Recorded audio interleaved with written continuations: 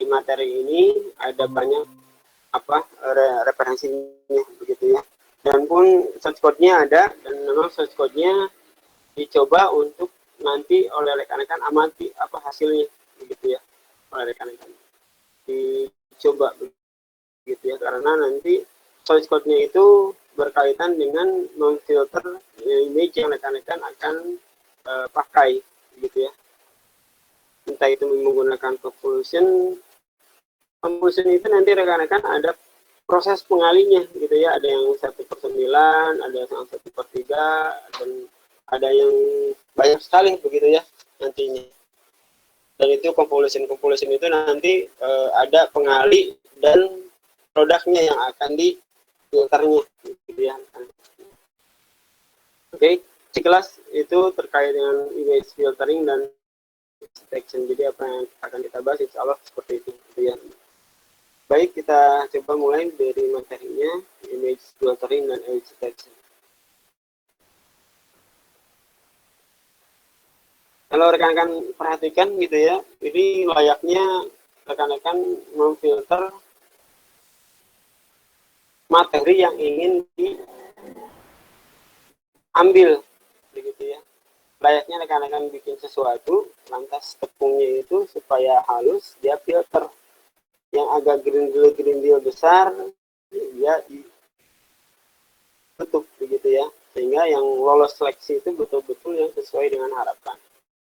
Jadi image filtering itu sama begitu ya, ketika kita ingin menghilangkan sesuatu nilai yang kita tidak mau dari image tersebut, maka kita filter gitu ya dengan metode tertentu. Yang tadi disebutkan ada yang prosesnya menggunakan convolution, ada yang menggunakan turunan Gaussian, ada yang menggunakan median gitu ya. Jadi memang banyak di sana.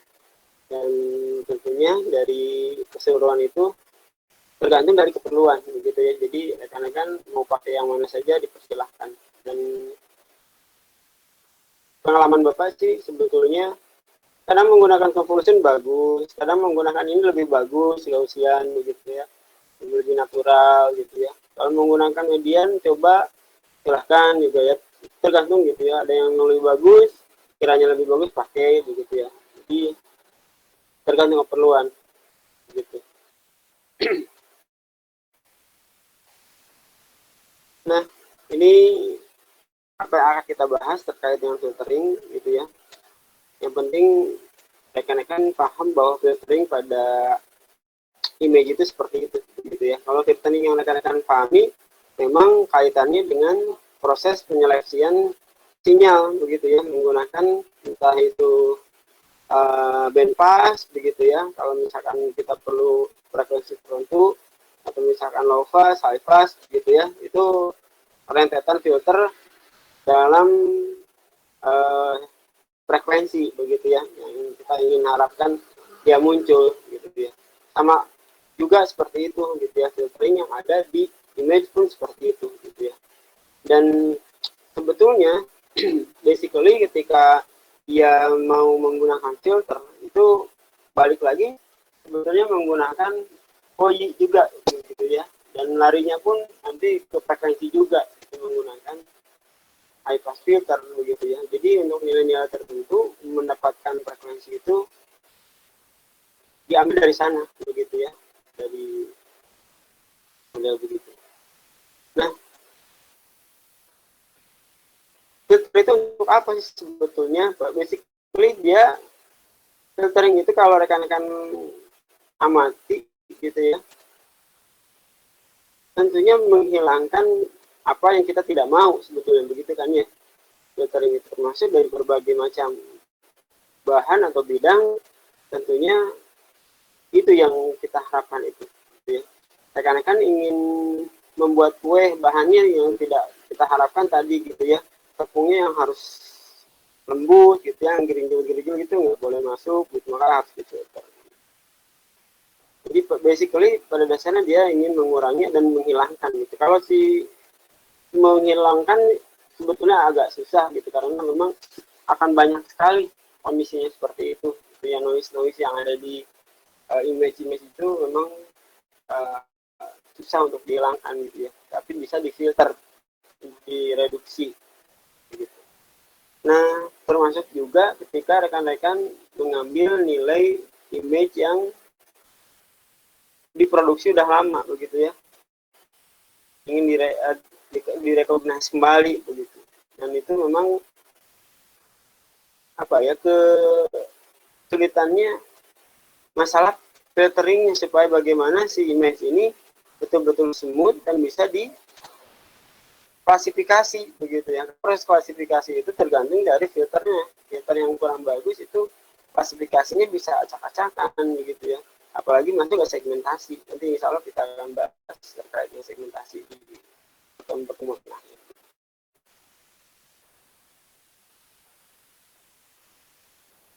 Nah, modelnya seperti ini rekan-rekan semua. Ini seperti ada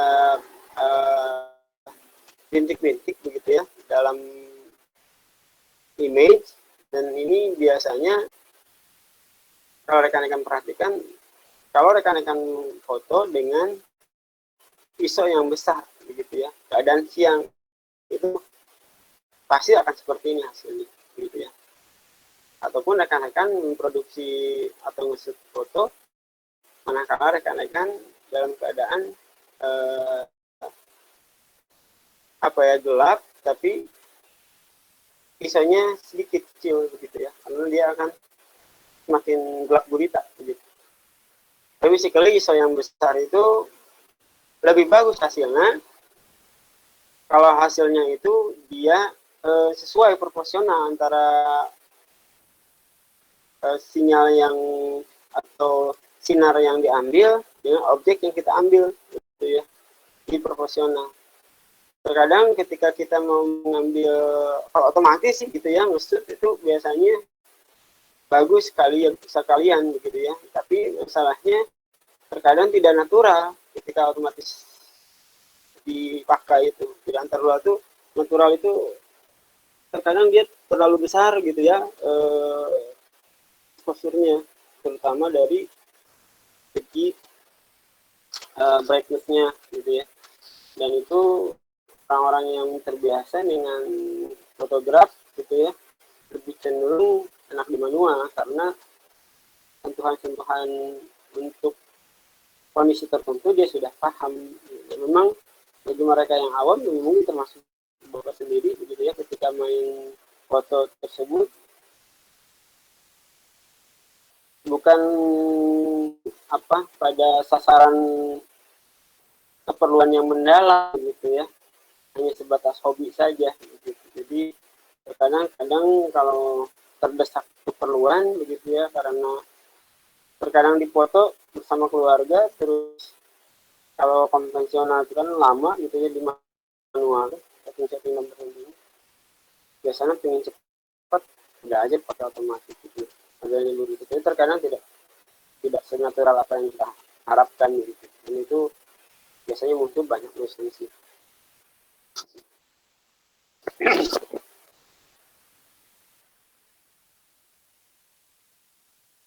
Berikutnya ketika kita ingin memfilter dengan menggunakan compulsion gitu ya, kita pertama harus perlukan filter kernelnya. Apa yang dimaksud dengan filter kernel? Filter kernel itu adalah bagian dari rata-rata pembobotan image begitu ya. Jadi nanti image itu kan terdiri dari satuan-satuan pixel begitu ya.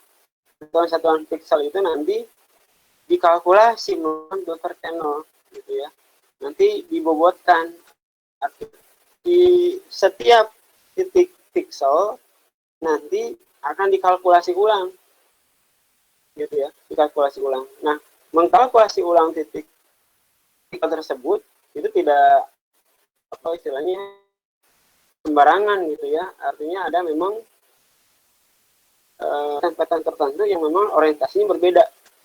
Kadang pattern ini misalkan 1/9 dikali 3 gitu ya, matrik 3x3 itu dimensinya orientasinya untuk surfing misalnya.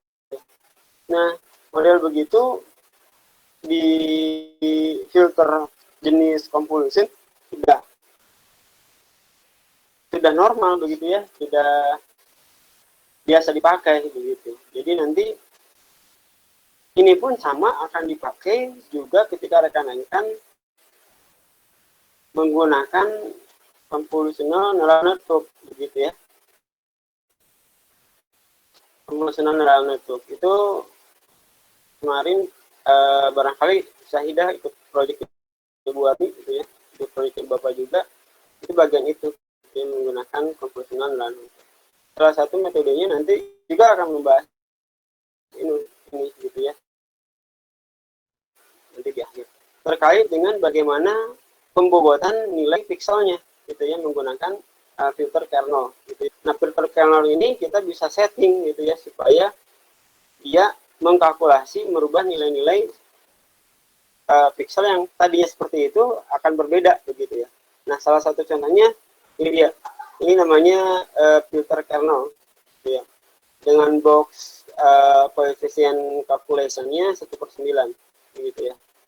Nah, nanti rekan-rekan akan mencoba mengalihkan box filter ini dengan nilai kalkulasi pada image yang rekan-rekan gunakan gitu ya.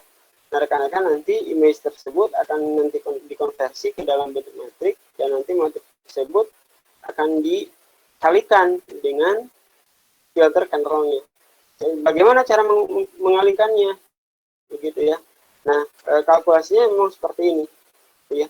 Ini kalkulasi dari convolution gitu ya, sehingga nanti seperti ini begitu ya. Nah, itu prosesnya gitu. Jadi dia sifatnya itu dari atas ke samping kiri gitu ya, ke samping kanan, balik lagi ke bawah gitu ya, balik lagi gitu ya, terus berarah ke kanan, dari kanan turun lagi ke bawah, berarah ke kiri, dari turun lagi ke bawah, terus seperti itu. Prosesnya memang seperti itu gitu. Prosesnya memang seperti itu. Jadi scanningnya, pemindaiannya, nanti perkaliannya pun seperti itu. Nah, nanti kalkulasinya akan merata-ratakan atau menjumlahkan nilai perkalian antara dua image yang kita akan kalkulasi dengan filter kernelnya begitu kan, sehingga nanti sifatnya itu akan sesuai gitu ya. Jadi kalau 3 kali kalau shift varian artinya walaupun ya bergeser gitu ya, ada shiftnya bergeser ke samping, itu nilainya gitu ya nilainya tidak akan berubah gitu ya, tidak akan bervariasi gitu ya, tetap modelnya akan segitu gitu ya, karena tergantung dari nilai awalnya itu, titik startnya segitu. Ketika nanti dikalkulasi dengan filter kernel, dia akan berubah begitu ya. Perubahan itu memang akan sama begitu ya dengan titik awalnya gitu. Kalau dia dikembalikan pada posisi awal, itu akan sama juga begitu ya. Ketika dia encode gitu dengan menggunakan filter kernel, hasilnya akan segitu begitu. Jadi sifatnya memang shift invariant gitu ya. Kalau di di sinyal sistem itu rekan-rekan mengenal dengan LTI gitu ya, linear time invariant gitu ya. Di sini salah satu key propertiesnya itu ada yang namanya shift invariant. Jadi artinya ketika dia berubah, bergeser itu yang tadi prosesnya yang G tadi kan berubah, bergeser ke kanan, balik lagi ke bawah, terus ke kiri. Pergeseran itu pasti akan sama begitu ya, nilainya dengan sebelum melakukan convolution gitu ya. Bukan berarti maksudnya akan sama nilainya begitu ya, tapi dia tidak jauh, tidak berbeda begitu ya dengan nilai yang awalnya gitu ya, karena berbeda itu akan muncul memang karena kalkulasinya, tapi kalkulasinya akan invarian gitu ya, invarian. Jadi tidak bervariasi, ini di A yang ini 1 jadi 10, di B yang tadinya 2 jadi 5. Tetap tidak seperti itu, jadi berpola begitu sesuai dengan nilai dari filter kernelnya gitu ya, kalkulasi modelnya seperti itu.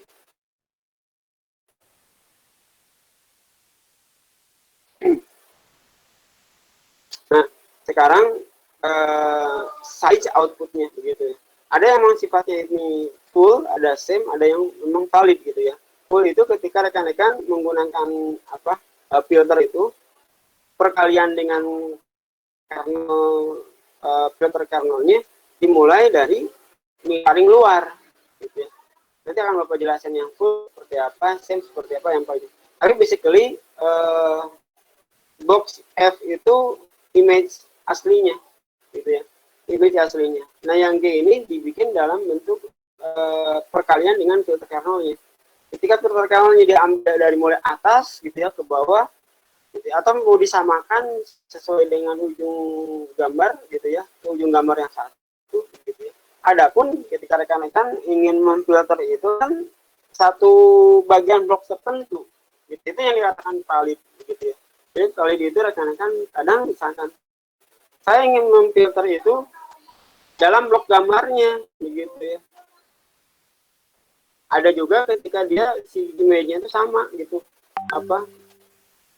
size-nya itu.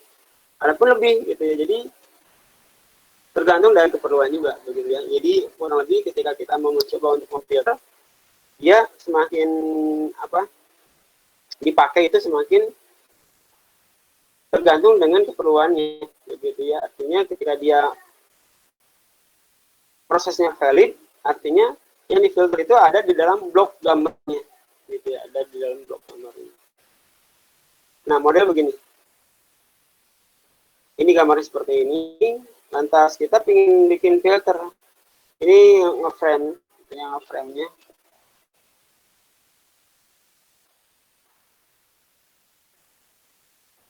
ini filter untuk filter satu full begitu ya. Ada yang dia itu ngeframe tuh hanya tengahnya saja sih, pinggir-pinggirnya bagus kelihatan gitu ya. Sebenarnya ada juga begitu. Nah ini filter yang memang di samping-sampingnya begitu ya. Nah yang dipakai barusan, nah ini filter yang valid begitu ya.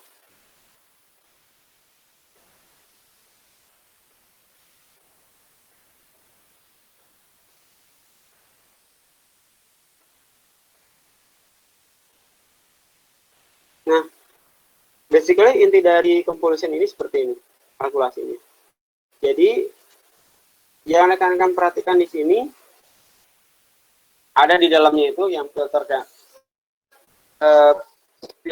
kernel,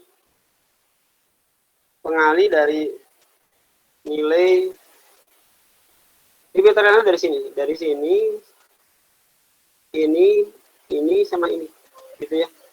Rekan-rekan, Bapak nyoret-nyoret ini kelihatan nggak? Ada Pak. Terlihat Pak. Nah, oke. Nah jadi segini filter kernel itu, gitu ya. Jadi segitu filter kernel. Jadi satu kotak ini filter kernel. Nah filter kernel ini akan memboboti atau merubah nilai pembobotan dari masing-masing pixel. Masing-masing pixel ini 105, 102, 100 gitu ya. Jadi pixel-pixel ini representatif dari satuan terkecil image-nya ya. Nah, kita ingin merubah atau membuat ulang si pixelnya tergantung dari apakah size-nya mau valid atau same atau full begitu ya. Tergantung dari keperluannya. Misalkan ini kita mulai misalkan yang diambil itu tengah-tengahnya. Jadi ketika rekan-rekan memboboti ulang gitu ya, dia 0, 1, 0, ini yang disebut dengan filter kernel gitu ya.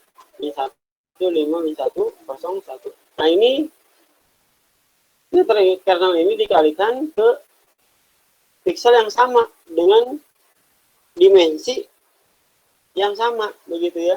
Jadi tidak mungkin rekan-rekan bikin kernel filter kernel ini 3x3 sedangkan di image-nya jadi 5x5 gitu, enggak juga. Terus pertanyaan berikutnya, apakah filter kernel hanya cukup 3x3 dimensinya? Enggak juga. Itu tergantung keperluan juga rekan-rekan semua gitu ya. Semakin kecil memang semakin detail permasalahannya, tapi kalkulasinya akan semakin besar begitu ya rekan-rekan semua. Nah ketika kita menggunakan filter channel semakin banyak, semakin besar gitu ya, memang bisa mengcover cepat begitu ya, tapi memang detailingnya tidak kelihatan gitu ya, tidak terlihat. Nah untuk itu ya seimbang saja sih sebetulnya gitu ya. Nah sekarang kalau filter channelnya 3x3 berarti otomatis prosesnya itu nanti 0 dikali 105 gitu ya. Terus nanti ditambah min 1 dikali 102 ditambah 0 dikali 100. Ada perkaliannya begitu. Nanti dijumlahkan, dijumlah jamle hasilnya 89 dari total itu. Gitu ya. 0 dikali ini, min 1 dikali ini, tambahkan 0 kali ini, ditambahkan min 1 kali ini, tambah terus begitu. Sehingga hasilnya menjadi seperti ini. Begitu rekan-rekan semua. Jadi yang tadi Bapak ceritakan berarti 0 dikali 105 gitu ya. Min 1 dikali 102, 0 dikali 100 gitu ya. Hingga nanti muncul 89. Nah, rekan-rekan geser terus ke samping terus gitu ya. Ketika digeser dia pembobotannya gitu ya. Maka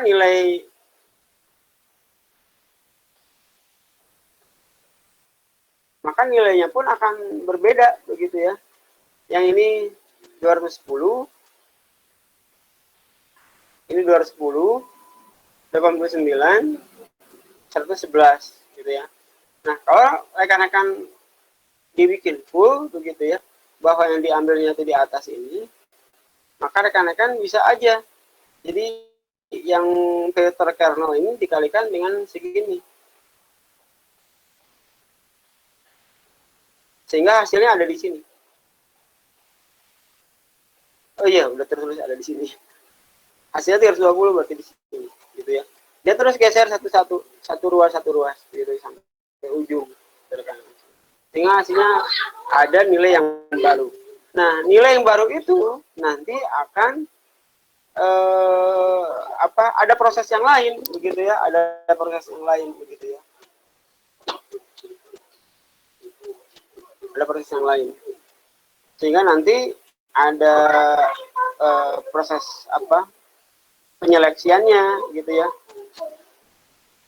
Nilai yang besar itu diambil, yang kecil tidak begitu ya.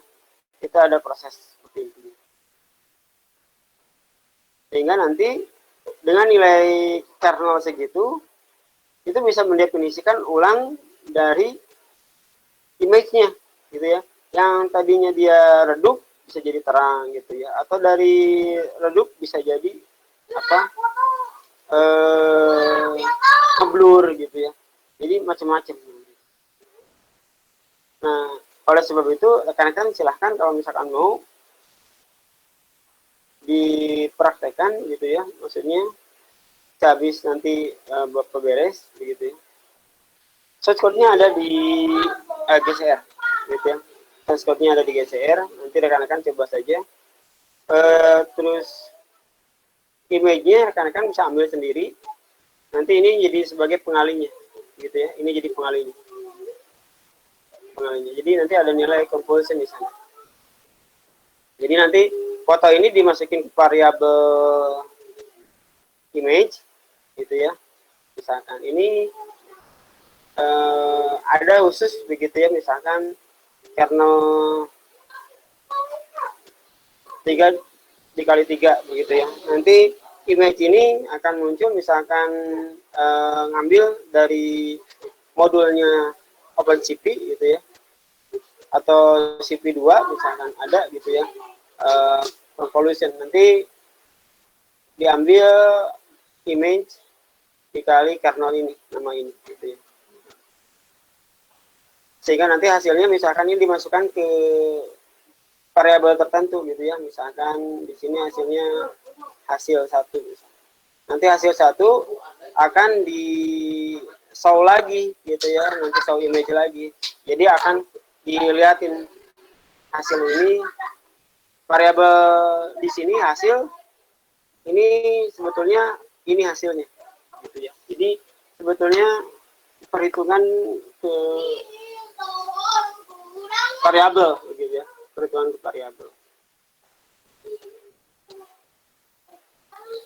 Nah, kebetulan Bapak menggunakan CPU2 sebagai, atau bisa bisa OpenCV gitu ya, atau misalkan CPU2 sama saja begitu ya, silahkan.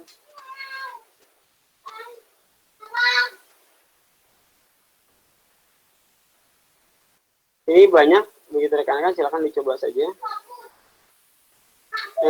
Ini sharpening itu ya, untuk menajamkan. Penajaman itu pun bisa menggunakan ini gitu ya. Ini orientasi sharp itu pakai ini gitu ya, 1/9 dikali ini.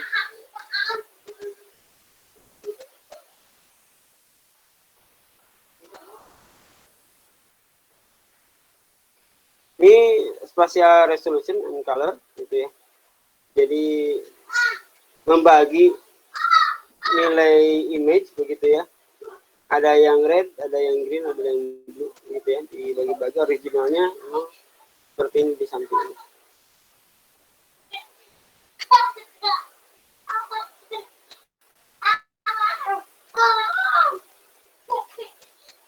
Nah, ini untuk nge-blurring di komponen J gitu ya. Jadi nanti prosesnya dia ngambil khusus untuk di komponen greennya saja, nanti lari ke greennya saja yang jadi di blur kan.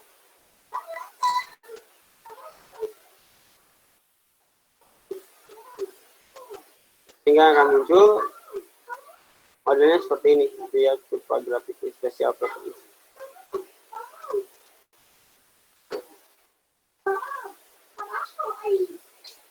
Nah, itu barangkali terkait dengan composition. Kita masuk ke Gaussian filtering.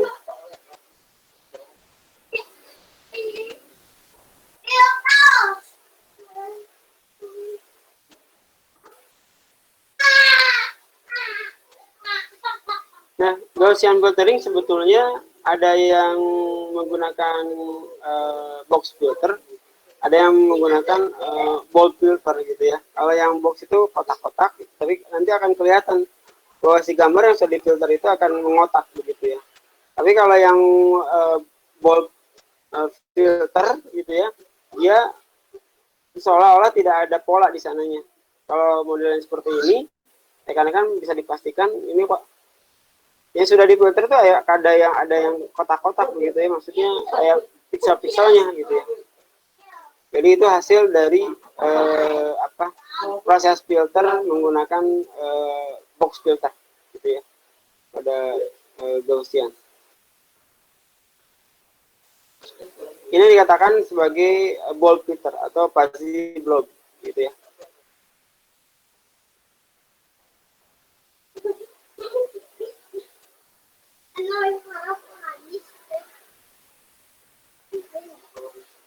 Nah, ini persamaannya seperti ini Gaussian kernel gitu ya. Sama saja sih sebetulnya, kernelnya akan di mapping menjadi ini nantinya gitu ya.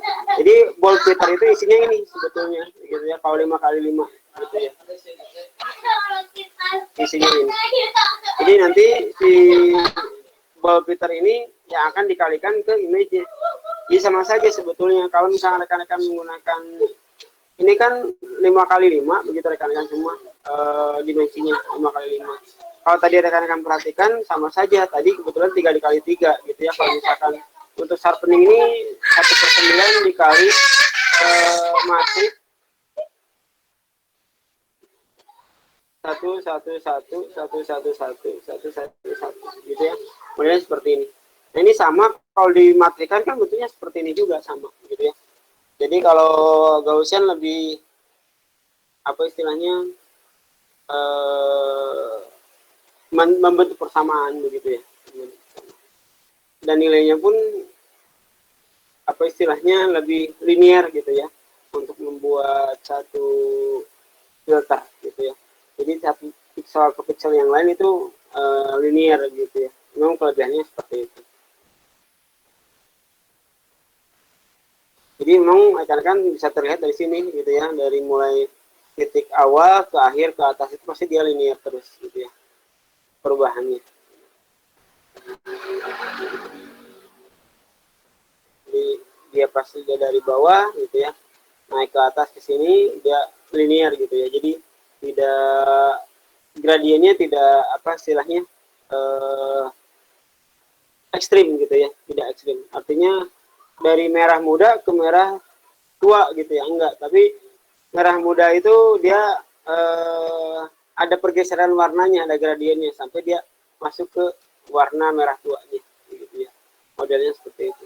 Biru pun sama, dari biru tua ke biru muda itu pergeserannya seperti itu terus menerus sampai akhirnya ke warna merah gitu ya. Jadi itu gradiennya lebih enak dipandang gitu ya, lebih bagus. Itu memang kelebihan dari Gaussian filter.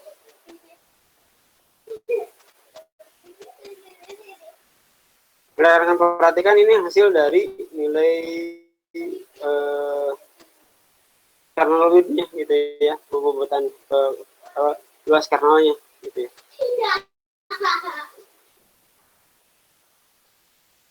Ini kalau dia 1 gitu ya, pasti nilainya ada 1 gitu ya, per satuan pixel.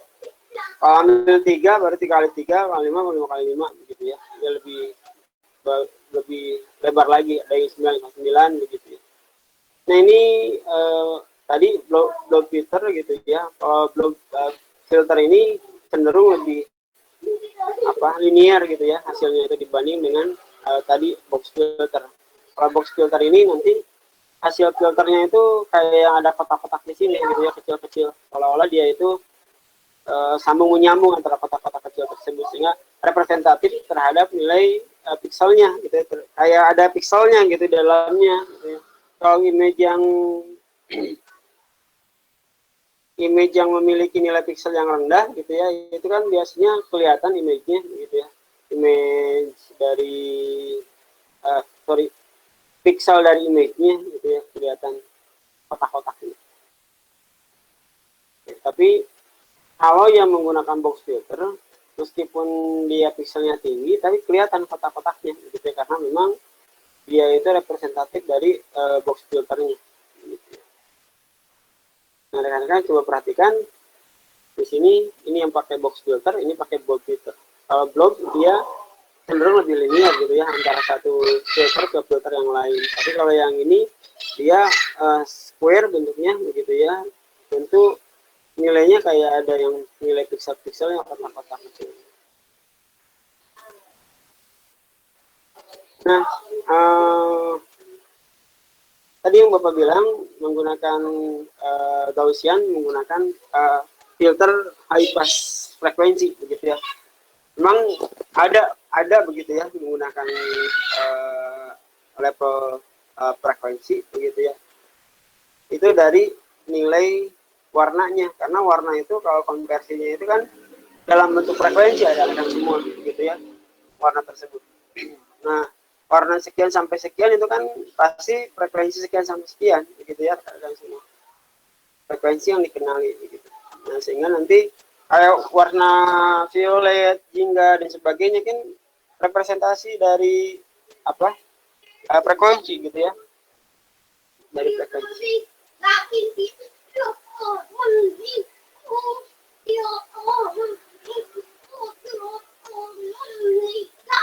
Jadi persamaannya seperti ini gitu ya.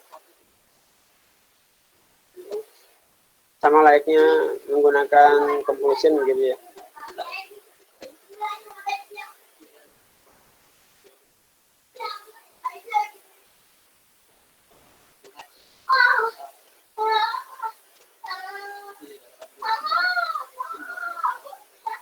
Ini contoh perhitungannya begitu ya.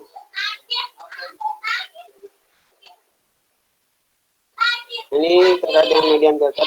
Nah, kalau median filter rekan-rekan semua caranya mudah begitu ya. Rekan-rekan semua, kalau dalam satu kernel itu misalkan dikasih 10, 15, 20, 23, misalkan 90, 27. Nah, ini nanti dibuka dulu satu-satu begitu ya, 10, 15, 20, 23, 90 gitu ya.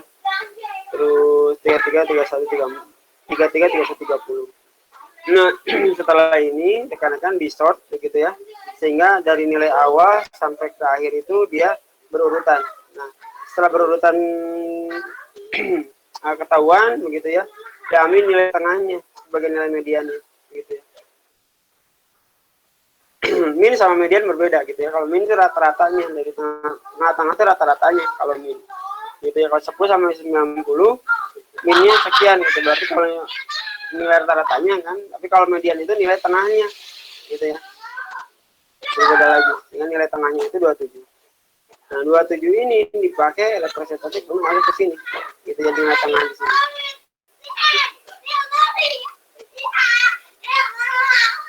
Nilai tengahnya. Nah, nanti dikalikan lagi begitu ya modelnya, sehingga nilainya itu dia jadi seperti ini begitu ya. Jadi kalau mediannya 17151 gitu ya, diambilnya mediannya 1 tengahnya gitu ya. Kalau min itu dia rata-ratanya, berarti ini tambah ini tambah ini tambah ini tambah ini di jumlah jamnya dibagi 5 gitu sehingga muncul 28. Tapi bukan ini gitu yang diharapkan, tapi mediannya nilai 1 gitu ya. Jadi nilai tengahnya. Jadi kalau misalkan ada yang atas begini gitu ya, asumsikan dia sama karena nilai tengahnya ini di sini gitu ya ambilnya gitu ya. Maka nilai ininya diganti di satu-satu sehingga hasilnya keluar begini.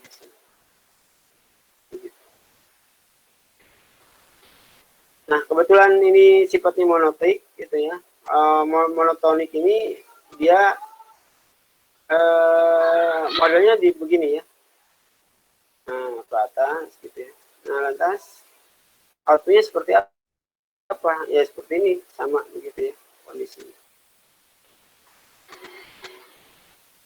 Nah, menggunakan Maldian filter hasilnya seperti ini gitu ya. Cenderung memang untuk menghilangkan atau mereduksi noise gitu ya, atau paper noise di sana bisa hilang gitu ya menggunakan Maldian filter.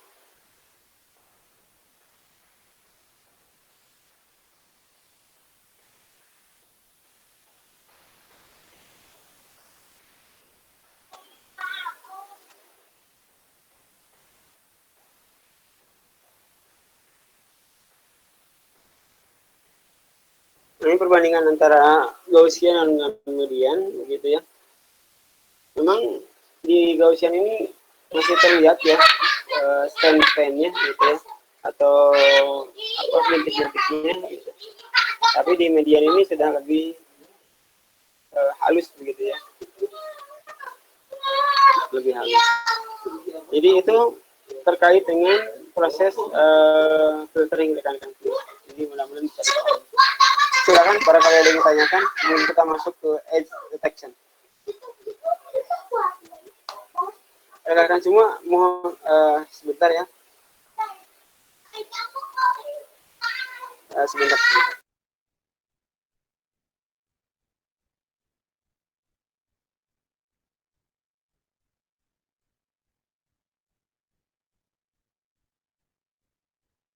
Nah, sekarang kita masuk ke edge detection gitu ya. Rekan-rekan semua, pasti rekan-rekan semua tahu ya edge detection itu seperti apa. Kayak kita menggambar dalam bentuk sketsa gitu ya. Itu edge detection sebetulnya.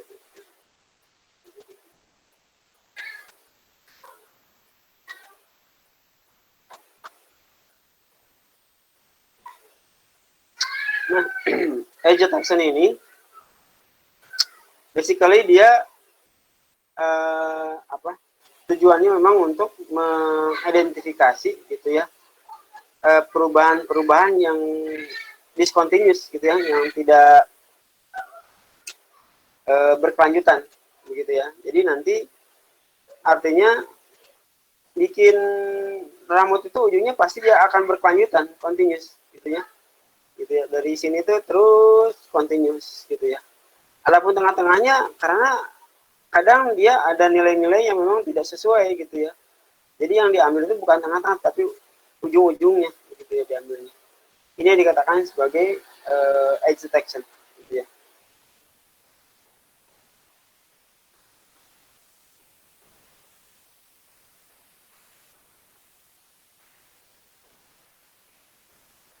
Nah,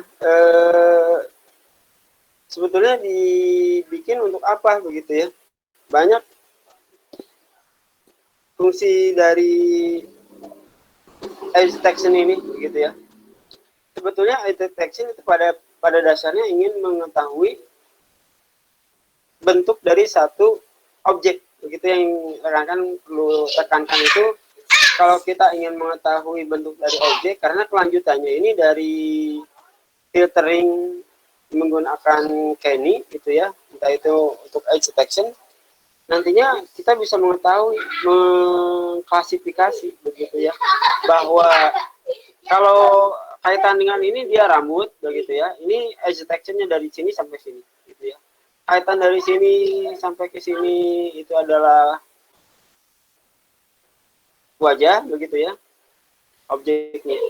Itu kan bisa didefinisikan begitu ya, nanti melalui segmentasi gitu ya. Nanti ada coloring proses gitu ya. Nanti coloring proses ini merepresentasikan segmentasi begitu ya. Artinya ini rambut, ini ke wajah gitu ya, ini ke telinga gitu ya, ini ke baju gitu ya. Jadi berbeda-beda tergantung dari fitur selection-nya gitu ya. Fitur selection itu nanti informasi fitur-fitur yang di record gitu ya dalam mengidentifikasi satu image begitu ya. Nah, untuk mendefinisikan itu tentunya harus tahu dulu begitu ya si bentuk objeknya. Nah, bentuk objeknya lebih mudah di filternya itu menggunakan edge detection. Edge detection itu kebanyakan bisa menggunakan ada yang namanya Kenny detection. Kenny edge detection. Gitu ya. Jadi ujungnya memang seperti ini gambar sketsa. Nah, dari gambar sketsa itu nanti akan ada muncul masuk pada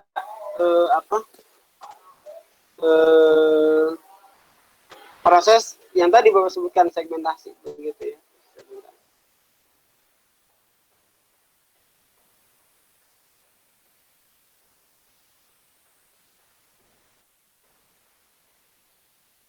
Gambarnya seperti ini begitu ya.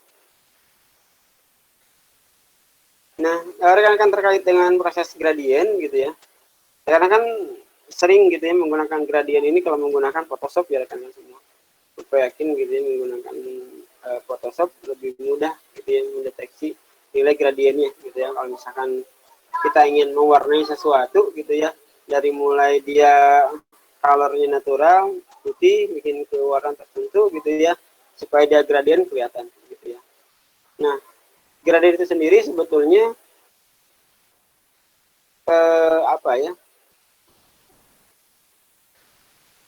derivatif gitu ya dari fungsi tertentu begitu ya. Nah, ini kebetulan yang dipakai adalah X gitu ya, maka yang diambil itu dalam scanning atau filtering ke sumbu X. Ini kebetulan dipakai nih Y, sumbu Y, maka dia filternya ke bawah.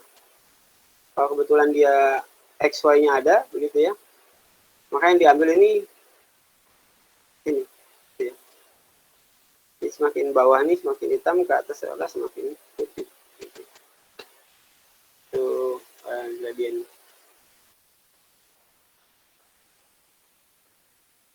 Nah, itu nilai gradiennya. Sekarang sudut gradiennya begitu ya.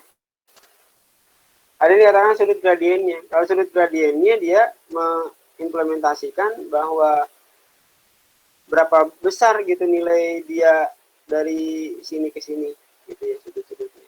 Kalau rekan-rekan di sini sampai ke sini gitu ya, berarti ini nilai sudutnya berapa gitu ya. Kalau misalkan ini ke sini, nah ini sudutnya bisa diambil dari nilai dari sudut arah gradiennya begitu. Nah, ini yang dikatakan sebagai magnitude nilai gradiennya. Rekan-rekan, buat apa sih sebetulnya sudut dan nilai gradien ini gitu ya?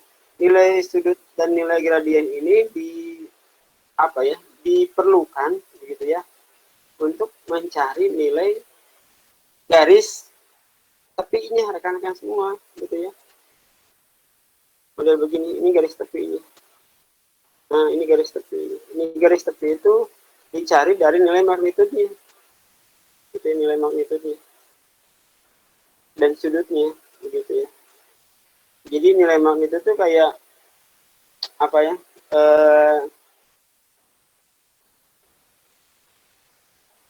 Kompleks number begitu ya. A begitu ya. Ini tetanya.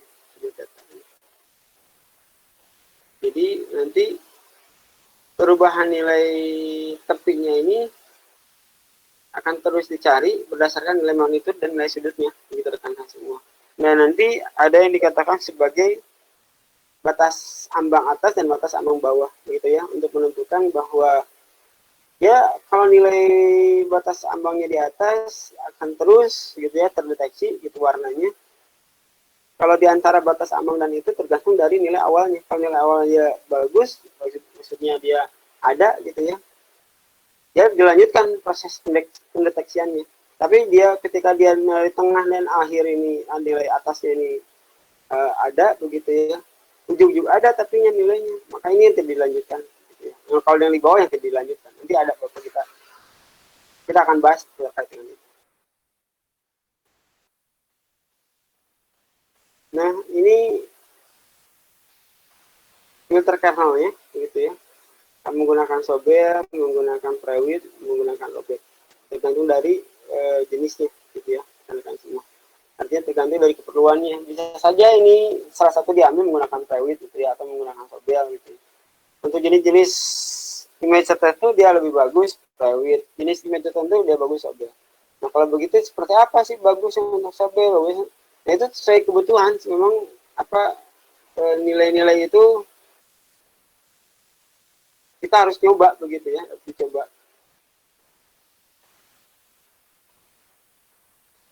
Layaknya kita ingin apa memprediksi sesuatu gitu ya dengan machine learning.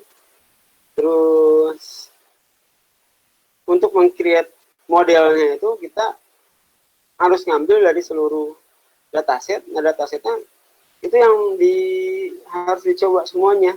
Begitu ya, modelnya seperti itu. Nah, ini yang dikatakan sebagai nilai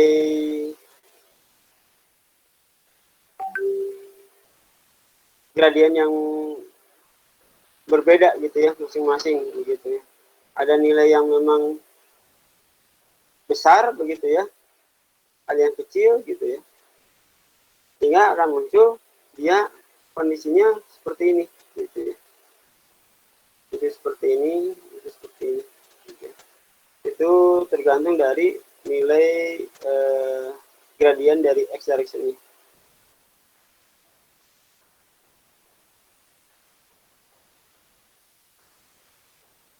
Nah, kalau rekan-rekan perhatikan di sini, rekan-rekan, nilai fungsi inputannya fx-nya ini gitu ya.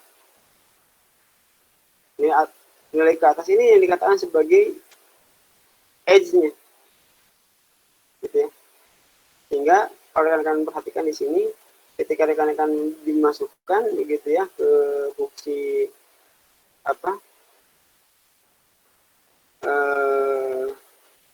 edge detection-nya menggunakan kernel tertentu, begitu ya. Maka dia menggunakan Gaussian, begitu ya. Nilai ini masuk ke sini menggunakan ini turunannya gitu ya dfx per dx. Nah, sehingga hasilnya itu bahwa x-nya itu dia akan muncak di sini. Rekan perhatikan nilai ini lebih lebar, lebih luas dibanding dengan nilai yang lainnya di sini. Begitu ya. Nah, kalau model seperti itu kondisinya itu yang dikatakan sebagai daerah x-nya. Ini dikatakan tadi kita sudah pernah bahas efek dari noise bahwa filter akan merespon dengan kuatnya noise gitu ya.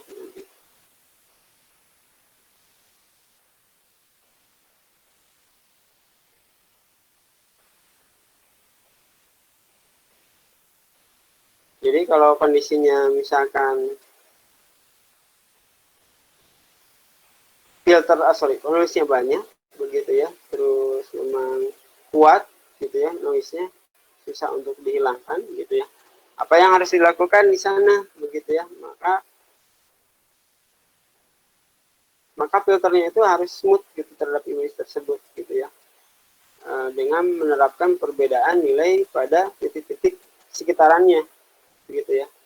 Jadi nanti untuk menutupi titik-titik yang sudah ada noise-nya itu ditutup begitu ya oleh filternya gitu, sehingga nanti titik-titik stain itu nggak kelihatan gitu ya, nggak kelihatan. Jadi yang terlihat itu dia sudah smooth begitu ya, sudah bagus, sehingga nanti proses dia untuk mengenali edge detection-nya sudah bagus gitu ya. Karena kenapa? Jujur kalau misalkan kaitan dengan kita harus mendeteksi tepi gambar begitu ya, yang memang nantinya sangat penting sekali untuk proses selanjutnya gitu ya, untuk segmentasi, klasifikasi gitu ya. Nah, hal yang harus diperhatikan itu adalah filternya harus bagus begitu ya, artinya gimana caranya mereduce noise supaya dia pada titik nilai terendah gitu ya.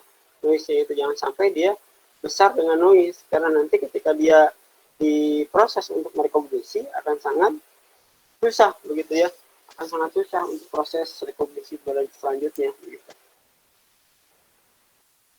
Seperti itu kondisinya.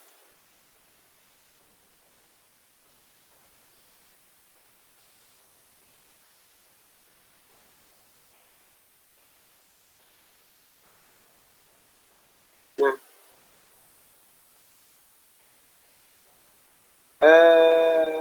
sinyal inputannya seperti ini di atas ini. Ini filter kernelnya yang G ini, gitu ya. Yang nanti modelnya seperti ini sinyalnya. Nanti G ini akan bergerak ke sini, gitu ya. Terus ke kotak ini ke bawah dan ke samping bergerak ke sini, terus itu bergerak ke ini. Ketika dikalikan nanti akan seperti ini, dikonvolusikan, nanti di ujungnya yang akan menyemutkan gitu ya, di ujungnya proses seleksinya gitu ya, di ujung prosesnya, karena nilai ketika dia mengkonvolusikan gitu ya, sehingga menemukan nilai ujungnya, dia akan mencari ini titik-titik ujung edge-nya, edge detector-nya. Nah, dia akan semakin halus. Kenapa? Karena kan terlihat perbedaannya begitu ya. Kalau ini kondisinya kan dia ekstrim begitu ya. Kalau ini kan dia lebih mudah gitu ya. Ada apa? Slopingnya gitu ya, sloping. Turunannya tidak tajam begitu.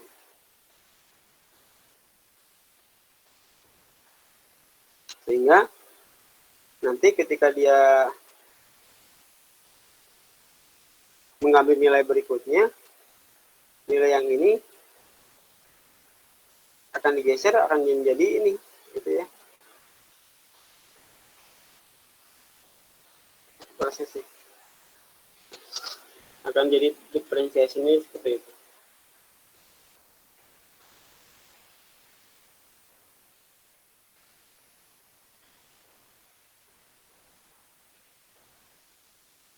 Nah, untuk mencari nilai horizontal dan vertikal ini kelihatan begitu ya. Ini putih hitamnya ke samping gitu ya, kalau kalian perhatikan ini putihnya, ini hitamnya, ini putihnya, ini hitamnya. Jadi pergerakannya ini ke bawah, ini pergerakannya ke samping. Jadi ada nilai gradiennya gitu ya. Nilai gradiennya ke bawah dari terang ke gelap, atau sebaliknya dari gelap ke terang gitu. Nah, rekan-rekan semua, Ini terkait skala pixelnya. Semakin tinggi pixel memang semakin bagus hasilnya, gitu ya. Jadi nilainya tidak kasar, gitu ya. Mereka akan perhatikan, ini filternya masih bagus kelihatan, gitu ya. Kalau semakin filter semakin tinggi, semakin nggak kelihatan. Begitu rekan-rekannya. Jadi bukan berarti filter itu jadi ini tergantung gitu ya. Kalau misalnya ngeblur atau mau jelasin atau mau mempertajam, tergantung dari filternya. Ya, kalau misalnya kebetulan filternya untuk ngeblur, ya semakin tinggi pixel gitu ya, semakin detail, semakin atributnya gede, semakin bagus hasilnya gitu ya. Kebetulan dia filternya dipergunakan untuk proses blurring gitu. Nah, rekan semua, bagaimana mendesain pendeteksian tepi begitu ya.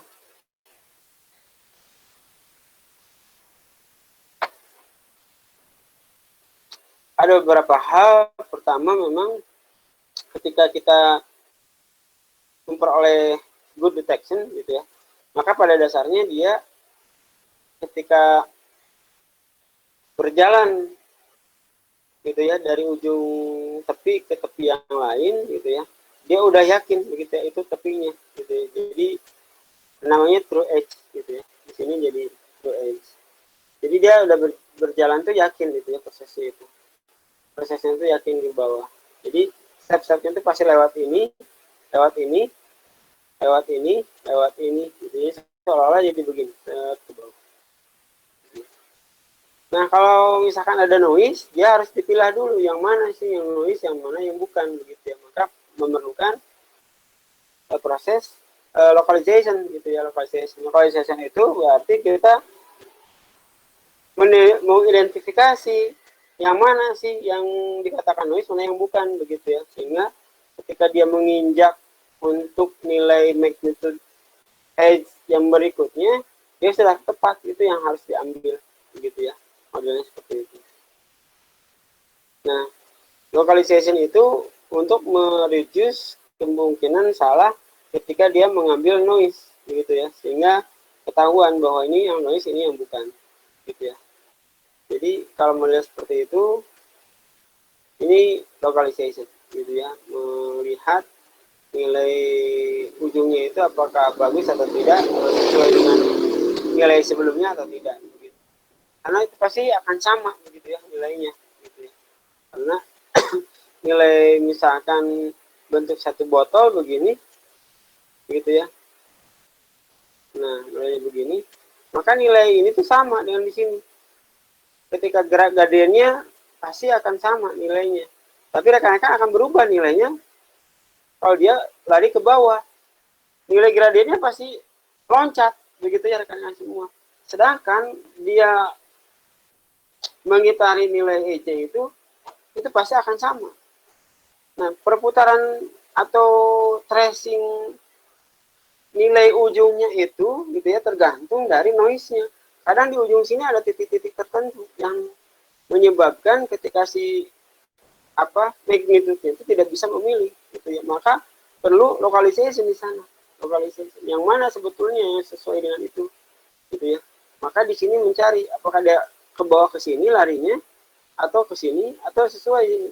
Nah, biasanya tergantung dari nilai batas ambangnya. Kalau dia muncul di atas batas ambang gitu ya, pasti nilainya itu tidak akan jauh rekan-rekan semua gitu ya.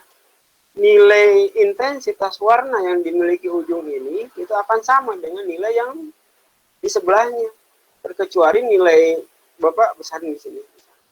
Ini kan ujung di sini akan sama nilainya. Ujung sini kan sama. Kalau lari ke bawah, itu kan udah putih di sini. Berarti nilai gradien itu berbeda. Ketika terjadi perubahan nilai gradien, otomatis dia tidak mengambil. Mudah hanya begitu ya, mudah. Jadi tidak diambil karena nilai gradien itu tidak sesuai dengan magnitude sebelumnya. Gitu ya. Jadi nanti ada batas ambang atas dan batas ambang bawah. Begitu ya. Modelnya seperti itu. Nah, berikutnya yang dia ambil itu ada single respon.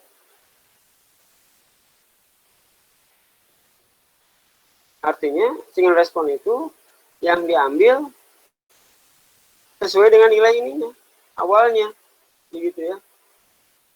Dia harus, dan detektor itu harus mengembalikan nilai hanya pada nilai poin ujung pendeteksiannya, gitu ya. Sehingga nilai ujung ini sama, begitu ya. Dari sini ke sini sama, dari sini ke sini sama nilai, dari sini ke sini sama, gitu ya. Kalau ujungnya seperti ini. Berbeda dengan misalkan ini ada lagi di sini. Ternyata ini warna merah. Dia tidak bisa ke sini karena nilainya berbeda. Dia lari ke sini dulu, ada apa? Ada pilihan. Lari ke sini, gitu ya baru. Jadi yang ini dilewatkan. Model itu single.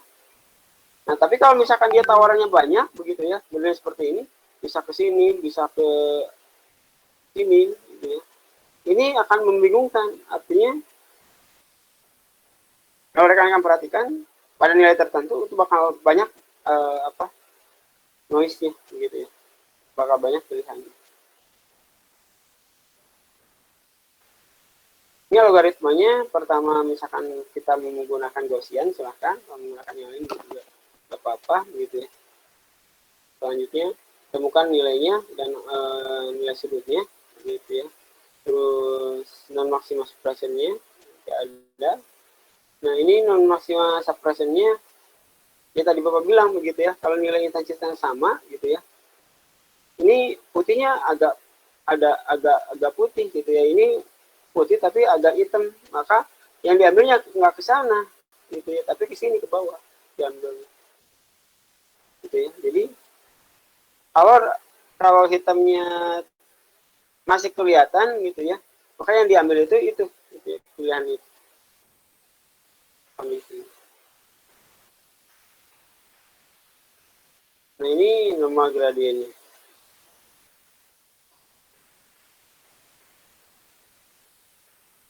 Sama. Nah, ini yang tadi yang sudah diceritakan.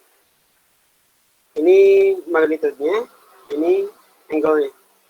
Angle ini menyatakan sudutnya, gitu ya, pergerakannya. Nah, ini yang dikatakan sebagai non maximal suppression. Non maximal suppression ini nilai yang nanti akan dicari, begitu ya, oleh detektornya, gitu ya. Akan dicari oleh detektornya mana yang diambil itu, begitu ya. Misalkan ketika nilai C, A, dan B yang diambil misalkan A-nya. Nah, ketika A-nya dia sesuai intensitasnya, begitu ya, maka EJ itu akan bergerak dari atas ke bawah, gitu ya. Kalau A ini sesuai, tapi kalau misalkan C, A tidak sesuai, maka dia akan lari ke sini, ke B. Gitu ya. Ini kebetulan C dan B-nya tidak sesuai, sehingga nilainya itu adalah B-nya nggak ada. Jadi A yang diambil. Sehingga nilainya C, A, B. Maka A-nya yang sesuai intensitasnya. Gitu ya. Sehingga thresholding-nya seperti ini. Ada dua nilai maksimum dan nilai minimum. Gitu ya. Nilai maksimum ini untuk menentukan bahwa ketika ada nilai titik tadi, gitu ya, titik-titik ini atau pixel-pixel itu sesuai dengan nilai thresholdnya atau lebih dari nilai thresholdnya, misalkan yang diambil warnanya intensitasnya hitam, misalkan ternyata lebih dari thresholdnya, itu dikatakan sebagai nilai berikutnya yang dicarinya, gitu ya. Kalau di sini nilai magnitude-nya, gitu ya, jadi terus yang ini dipakai seolah-olah jadi dia bergerak terus bergerak. Nah, kalau yang di bawah ini, bagaimana yang tengah-tengah di antara minimum dan maksimum? Nah, nilai antara maksimum dan minimum, gitu ya, dia akan diakumulasi, akan diperhitungkan manakala ada nilai sambungan dari awalnya. Misalkan dari A-nya dia ada nilai khusus, gitu ya, ke bawah, gitu ya, terdeteksi. Maka yang diambil itu C-nya, titiknya, gitu ya.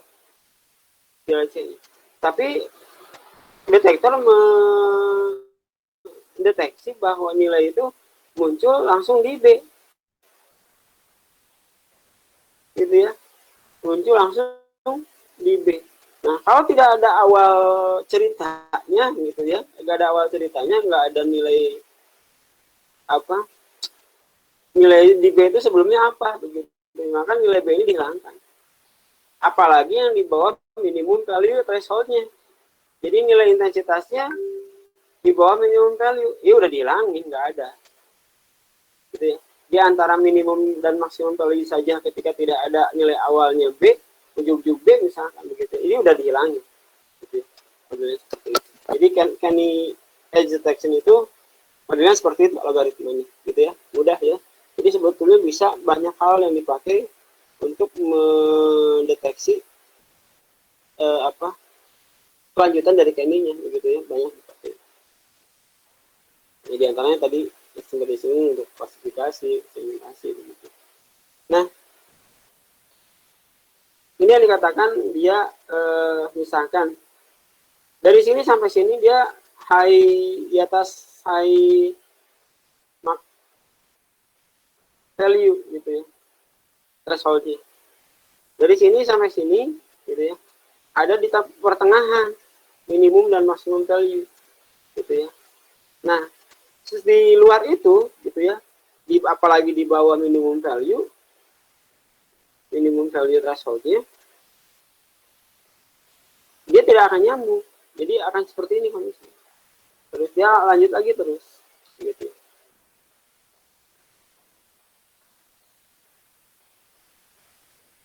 Modelnya seperti itu. Bapak sedikit mencontohkan, gitu ya. Nah, dari sini modelnya seperti ini, gitu ya. Dia expecting, gitu ya. Dan nantinya dari sini ke segmentasi rekan-rekan semua. Jadi kalau ini sudah ketemu, gitu ya, ujungnya ketahuan, gitu ya. Maka tinggal disegmentasi. Kalau warna misalkan apa ini, buffalo, gitu ya, buffalo ya. Warnanya misalkan merah, gitu ya.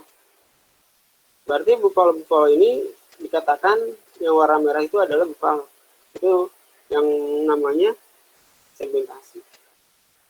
Begitu rekan-rekan. Yang nantinya dari sini diklasifikasi mana objek yang dikatakan buffalo, mana yang dikatakan sebagai rumputnya, misalkan gitu, ini rumputnya, misalnya warna hijau, ini warna merah, gitu ya, buffalo-nya. Setelah diklasifikasi, dia direkognisi, oh itu ternyata buffalo, begitu ya. Modelnya begitu. Jadi dari seleksi atau filtering edge detection itu nanti banyak lagi larinya ke sana kemari, begitu ya. Sehingga lebih mudah nantinya untuk mengklasifikasi, even untuk recognize, gitu ya. Nanti ketika kita syntax classification saja, gitu ya. Syntax classification itu kita ingin merecognize, misalkan kita awal pernah mendiskusikan ini pohon, ini roof, ini jalan, ini langit, begitu ya, dan sebagainya. Itu kan awalnya itu dari segmentasi, begitu ya. Awalnya itu dari filtering. Filtering itu bisa menggunakan ini detection itu, begitu ya, menggunakan filtering itu. Jadi setelah filtering dia masuk ke bisa ke segmentasi, gitu. Atau ada juga yang memang nantinya akan masuk ke saturation color di image-nya, begitu ya. Jadi untuk menentukan betul-betul objek di sana, gitu. Terkadang satu buffalo itu kita ingin tahu nih mana bagian kepalanya, mana bagian kakinya, gitu ya. Itu berarti lebih detail lagi, gitu ya, maksudnya untuk mau mengilustrasikan rekognisinya, begitu. Itu akan jauh akan jauh lagi, begitu. Oke, sampai sini ada yang ditanyakan rekan-rekan semua? Bapak kira gampang ya? Tidak ada susahnya ya?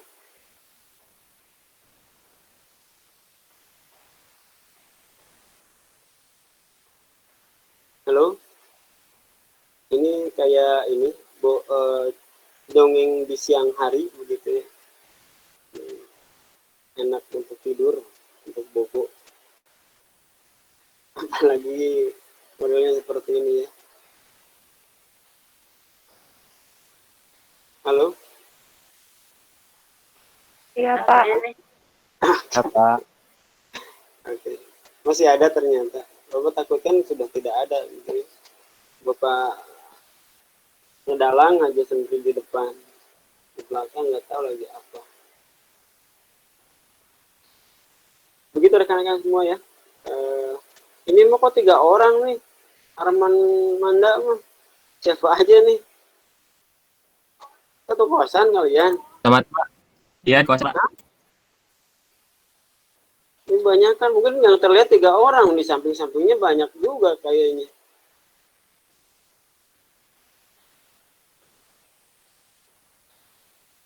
Oke. Jaga kesehatan aja ya rekan-rekan semua. Sedikit Bapak menjelaskan terkait dengan source code-nya begitu ya. Ada di GCR rekan-rekan, silahkan. Sebelum kita tutup, Bapak ingin jelasin dulu di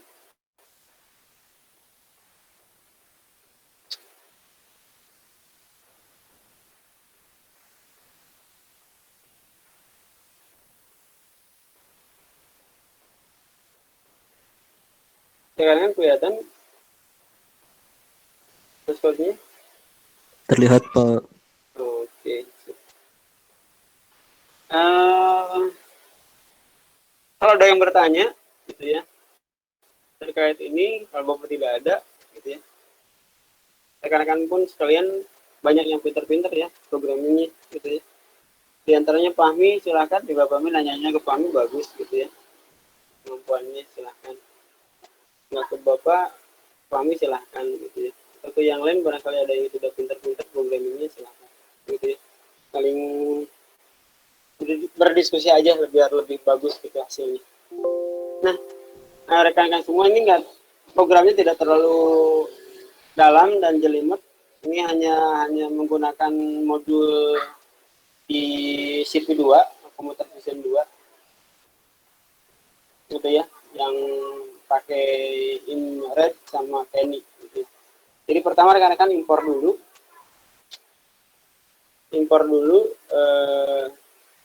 CPU2-nya, library-nya, import nampinya begitu ya, import plotlib-nya. Ini nampinya untuk kalkulasi metriknya gitu ya.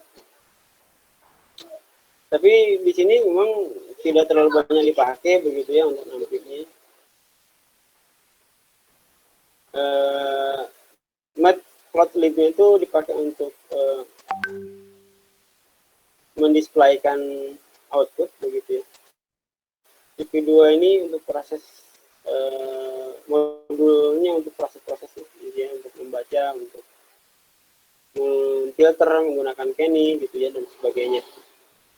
Setelah itu gampang saja gitu ya, kita baca gambarnya, kebetulan ini gambar Bapak dan teman-teman begitu ya, geng.jpeg, nanti di read, setelah itu masuk ke variabel. Untuk variabel ini dibikin dimensi 100-200 gitu ya, like ini dimasukkan ke variabel age. Nah, setelah itu nanti rekan-rekan, ini CPU2 Ken ini sebetulnya sudah menspesifikasikan pembacaan ujungnya langsung gitu ya, tepi gambarnya di variabel PNG ini gitu ya. Nah, setelah itu tinggal ditampilkan age-nya gitu ya. Ditampilkan age-nya di IMShow gitu ya, pakai smap gray, judulnya ini age image gitu ya, PLT show, jadi dilihatin gitu. Sehingga hasilnya akan seperti ini. Rekan-rekan kelihatan nggak itu gambarnya?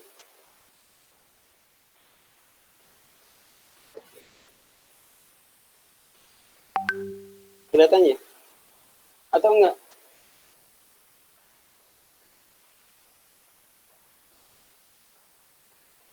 Halo rekan-rekan semua? Masih di source code, Pak. Oh, masih bisa stop. Stop dulu. Kita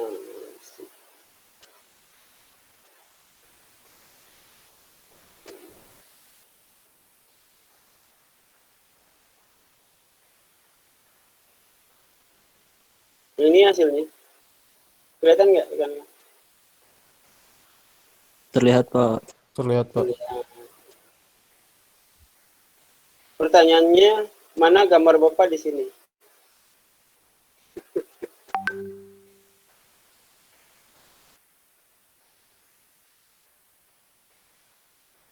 Kiri yang 2, Pak. Oh, kok tahu?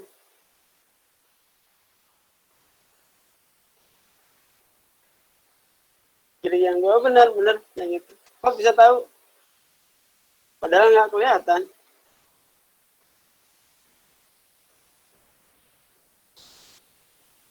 Benar-benar kiri yang 2. Jagoan berarti. Forecastingnya jagoan nih.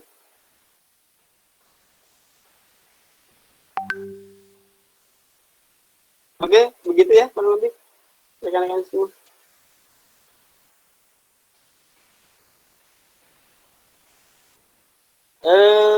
Ada memang source code yang lain itu untuk convolution itu ada sama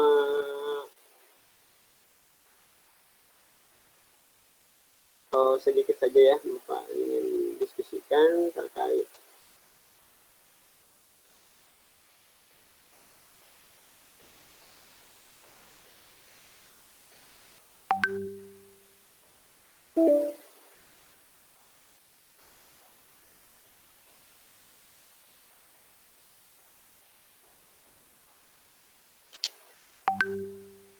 Oke rekan-rekan semua,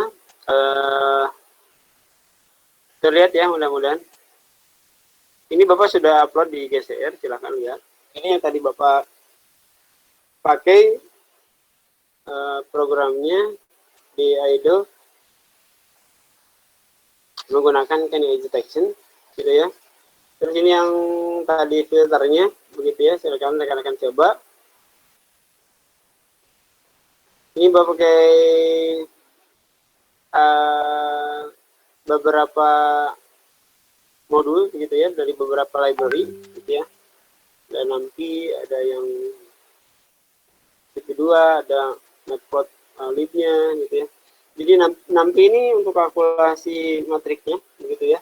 IP2 ini memang terkait dengan computer vision gitu ya, terkait dengan apa proses canning-nya gitu ya, embedded-nya dan sebagainya gitu ya, banyak. Terus matplotlib ini terkait dengan apa display variabel gitu ya. Kayak image-nya ini untuk output inputnya begitu ya. Terus Skype ini dia untuk proses mirip-mirip nampinya gitu ya sebetulnya gitu ya Skype itu. Jadi proses kalkulasinya gitu ya. Jadi nampi hampir mirip begitu ya, karena dengan Skype itu mirip-mirip sama gitu ya. Ada yang dua institusi mengembangkan dua library begitu ya, berbeda. Memang nanti banyak yang pakai begitu ya, tapi sekarang ini Skype juga udah banyak begitu ya. Nah, kita baca dulu image yang mau kita rekognisi, simpan di variabel ng gitu ya. Lantas kita bikin array gitu ya dengan dimensi kernel 3x3 gitu ya, dan dimensi kernel 5x5 gitu ya. Ada juga yang kernel yang isinya 1 tengahnya 9 gitu ya. Nah nanti masing-masing kernel ini masing-masing filter kernel ini nanti dikompolusikan dengan image-nya begitu ya. yang nanti ingin diharapkan hasilnya seperti apa kan, begitu ya.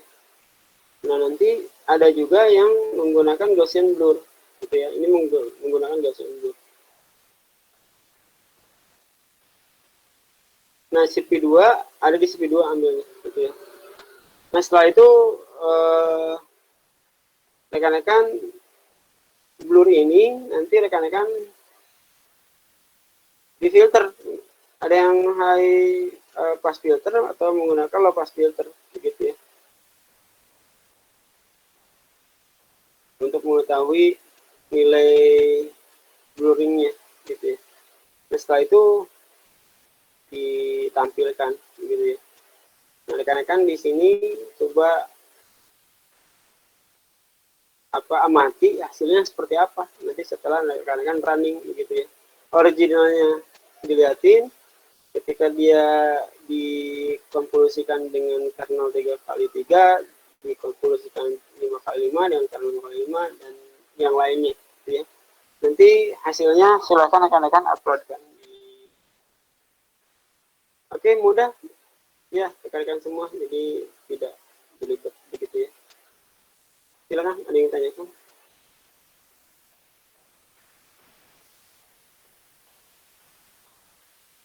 Kelihatannya barusan itunya atau nggak kelihatan?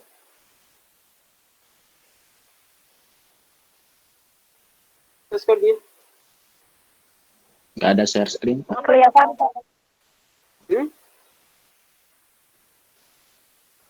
Coba satu orang. Bapak belum share screen, Pak.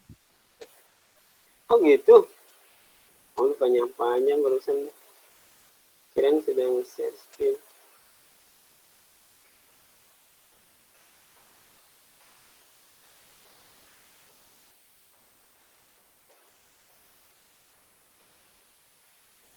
Ini terlihat? Terlihat, Pak. Barusan Bapak jelasin ini. Gitu ya. Jadi kita mengimport dulu data-data library-nya, gitu ya. Data-data library-nya menggunakan NumPy untuk kalkulasi, CP2 untuk modul computer vision-nya, gitu ya. Di antaranya itu fungsi convolution-nya, fungsi untuk Gaussian blur-nya, gitu ya. Convolution-nya diambil dari SciPy, gitu ya.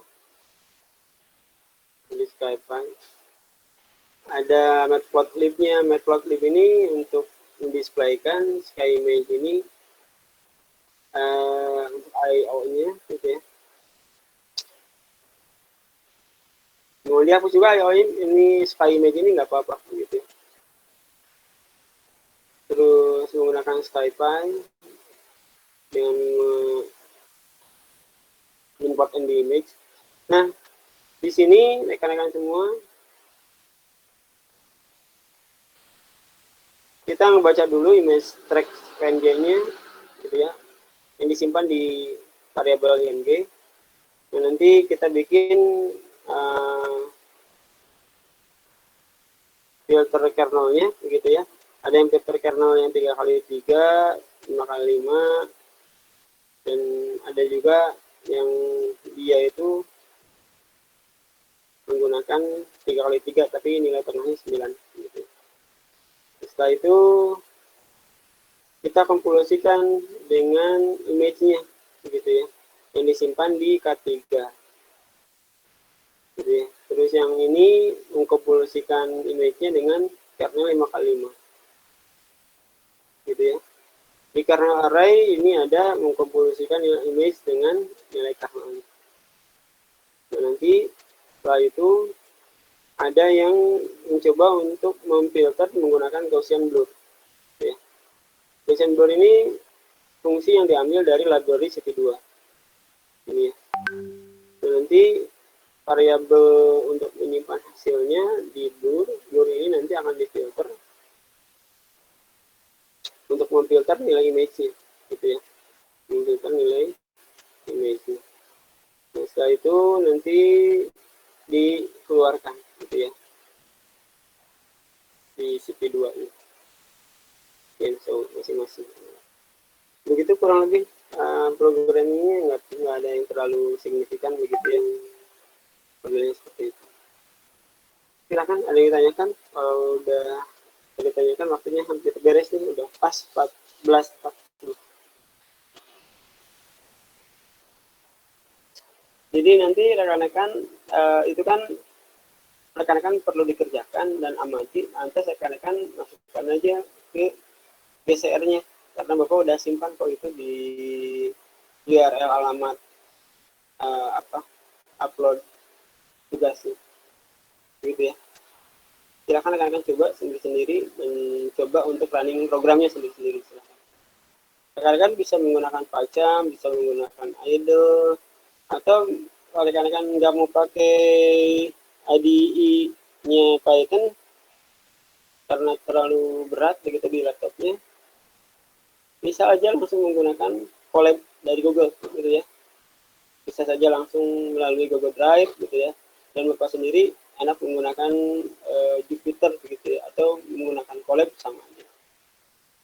Jadi kalau Colab lebih enaknya bisa di-share langsung gitu ya ke teman-teman kalian. Baik, begitu ya rekan-rekan semua. Ada yang ditanyakan? Kalau tidak ada, terima kasih banyak rekan-rekan sudah join bersama di mata kuliah fisik komputer. Oke, ada yang ditanyakan? Cukup, Pak. Oke, sip. Alhamdulillah. Oke, terima kasih rekan-rekan semua. Mudah-mudahan